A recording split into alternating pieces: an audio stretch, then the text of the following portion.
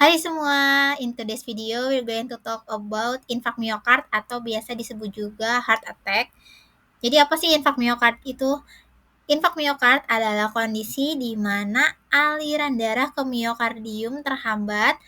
Akibatnya otot jantung ini bakal kekurangan oksigen dan nutrisi, menyebabkan kerusakan atau bahkan kematian otot jantung.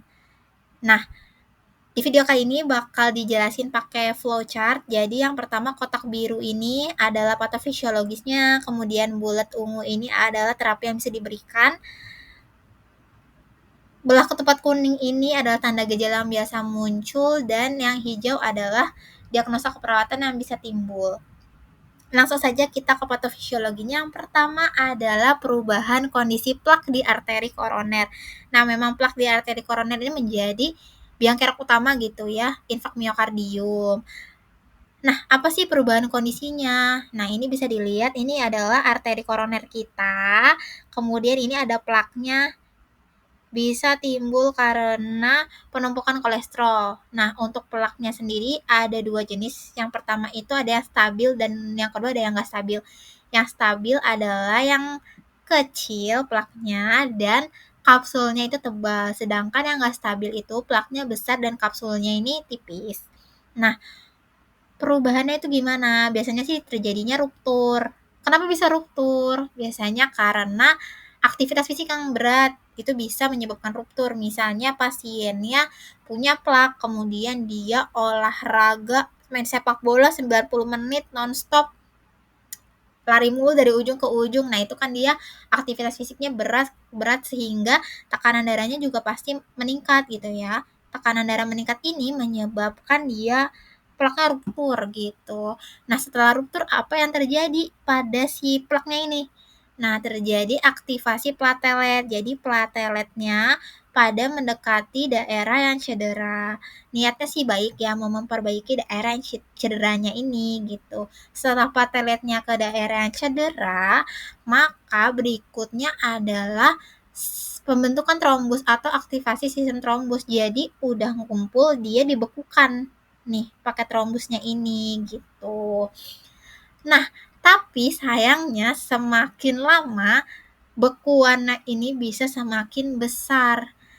Nah, kalau ini kan masih separoh ya, suboklusi menutup sebagian. Kalau besar dia menutup, ini namanya adalah oklusi penuh, menyebabkan darahnya nggak bisa lewat ke sini. Jadinya oksigennya nggak ada, matilah miokardium kita gitu. Nah, aktivasi platelet ini bisa diberikan terapi aspirin atau antiplatelet gunanya untuk mengurangi aktivasi si plateletnya. Sedangkan tadi trombusnya bisa ditangani dengan terapi trombolitik dan juga glikoprotein 3A atau 3B reseptor antagonis gunanya untuk memecahkan si trombusnya ini biar nggak terjadi si gumpalan-gumpalannya. Nah, pembentukan trombus menyebabkan iskemia jaringan karena tadi bisa oklusi. Iskemia jaringan bisa diatasi dengan beberapa terapi. Yang pertama bisa pakai nitrates, gunanya untuk membantu vasodilatasi, kemudian bisa pakai beta blocker, dan juga bisa ditambahkan terapi oksigen untuk mencegah iskemia lebih parah. Nah, iskemia menyebabkan pasokan darah dan juga nutrisi koroner itu kurang dari kebutuhan, sehingga menyebabkan apa? Kalau nggak dapat oksigen, nggak dapat nutrisi, sel kita mati. Nah, kematian sel miokardium. Kematian sel miokardium menyebabkan adanya perubahan repolarisasi miokardium. Jadi kalau misalnya miokardium kita sehat, di setiap sel-sel otot jantung itu kan ada aktivitas kelistrikan masing-masing. Kalau sehat ya oke-oke aja, nggak ada anomali yang terjadi gitu di EKG-nya. Tapi kalau misalnya ada yang mati, miokardium ini ada terjadi perubahan repolarisasi sehingga temuannya adalah biasanya ada perubahan di ST, ada ST elevasi dan juga timbul gelombang Q patologis. Kemudian kematian sel miokardium juga mengakibatkan pelepasan enzim-enzim sel miokardium ke pembuluh darah yang udah mati ya, sel miokardium yang udah mati ke pembuluh darah. Misalnya temuannya adalah CKMB-nya meningkat, mioglobinnya meningkat, troponin T dan troponin I-nya juga meningkat atau ada gitu ya. Kemudian kematian sel miokardium ini juga menyebabkan tubuh kita ini mengaktifkan metabolisme anaerobik. Sebelumnya kan aerobik pakai oksigen, tapi karena tadi udah nggak ada banget oksigennya dan harus masih lanjut metabolismenya, jadilah pakai metabolisme anaerobik. Apa efek sampingnya?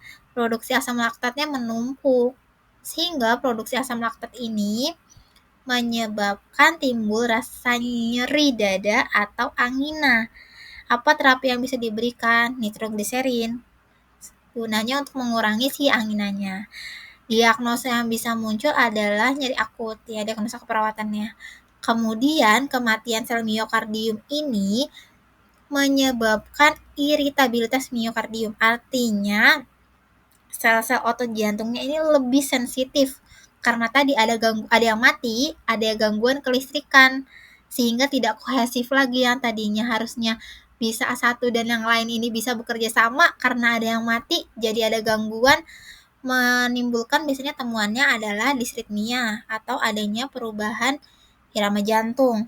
Obat yang bisa diberikan atau terapi yang bisa diberikan adalah obat-obatan anti disritmia, gunanya untuk mengurangi disritmianya. Kemudian kematian sel miokard juga menyebabkan kontraktilitas menurun ya. Diagnosa keperawatan yang bisa dimunculkan adalah penurunan curah jantung, tentu saja dilihat lagi mayornya ada apa enggak. Nah, karena kontraktilitasnya menurun, daya pompa jantungnya menurun, tubuh kita ini berusaha mengkompensasi gimana caranya biar darahnya masih bisa terpenuhi, jantungnya masih bisa berjalan dengan baik dengan mengaktifkan stimulasi sistem saraf simpatik. Jadi nanti sistem saraf simpatik bakal mensekresikan epinefrin, norepinefrin gitu ya. Gunanya adalah untuk meningkatkan heart rate, jadi heart rate-nya meningkat. Biasanya dilihat tanda gejalanya, kemudian kebutuhan oksigennya meningkat. Tapi sayang afterload-nya juga ikut meningkat. Afterload ini apa? Afterload adalah ini ya, resistensi atau tahanan yang harus dilawan atau beban yang harus dilawan jantung saat memompakan darahnya. Karena tadi berusaha untuk kompensasi, gimana caranya jantungnya bisa bekerja baik lagi biar kebutuhan darah di tubuh kita terpenuhi. Yang terjadi adalah pembuluh darah di perifernya ikut kontriksi, sehingga tahanan perifer sistemiknya juga meningkat, afterload-nya ikut meningkat, beban jantungnya ikut meningkat juga. Terapi yang diberikan adalah terapi nitrat ya, gunanya untuk membantu tadi vasodilatasi. Nah, ini sebenarnya lingkaran setan ya, gunanya adalah mau meningkatkan si heart rate-nya biar tadi kontraktilitasnya berusaha berjuang lagi gitu ya, tinggi lagi, tapi ternyata masuk lingkaran setan, afterload-nya ikut meningkat juga. Kemudian kontraktilitasnya menurun, fungsi ventrikel kirinya menurun juga. Sehingga apa yang terjadi kalau ventrikel kirinya menurun? Ya dia mompanya nggak bener. Makanya preload-nya bisa meningkat. Preload ini apa? Preload adalah jumlah darah yang ada di ventrikel sebelum dipompakan. Bayangin aja kalau preload-nya dia meningkat. Wah, darahnya banyak banget di sini dong. Apa yang terjadi? Darahnya banyak di sini. Ya pressure-nya meningkat ya. Makanya di sini tanda gejalanya adalah central venous pressure-nya meningkat dan juga pulmonary capillary wedge pressure-nya meningkat. Apa yang harus dilakukan, terapi apa yang bisa diberikan? Pembatasan cairan, karena dia ini sudah kelebihan cairan nantinya di jantungnya, udah nggak bisa dipompain, tambah kita cairannya banyak banget, kalau nggak diatur ya tambah lagi bebannya, jantungnya ini makin besar lagi gitu. Nah, fungsi ventrikel kiri yang menurun ini bisa dibantu dengan obat-obatan ACE inhibitor. Gunanya adalah untuk meningkatkan fungsi ventrikel kiri dan juga menurunkan afterload juga ya sebenarnya. Tadi ya cardiac output-nya juga turun karena ventrikel kirinya menurun, sehingga tanda gejala yang muncul biasanya fraksi ejeksi left ventricle-nya atau ventrikel kirinya juga menurun. Sekian penjelasan infak miokard. See you in the next video.